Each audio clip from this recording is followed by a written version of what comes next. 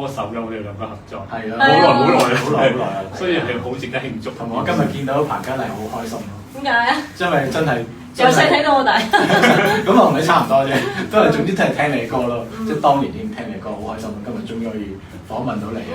咁啊，所以今日咧，即係點解今日訪問你咧？一個新嘅原因喎，係咩？就係呢個啦，係啊！咁我想問咧，呢個係同行啊定同行咧？你話啲研究過，如果講錯咗又點咧？但係我哋真係有同行有同行咯。係啊，呢個係同行，同行即係一齊行咁嘅意思。係啦。咁點解會有咁嘅名嘅咧？因為呢隻碟係我喺內地嘅第一次發行嘅 Hi-Fi 唱片啦。其實 Pop Song 都係，我都未喺內地發過任何片。咁所以即係無論同公司啊、同監製啊、同所有製作團隊，全部都係第一次合作。咁所以公司又覺得好似我都好似一段時間冇唱咯喎。咁但係當我再唱翻嘅時候，即係啲歌迷又唔會唔記得我噶嘛。咁所以就大家就聚翻埋一齊同行啦咁樣咯。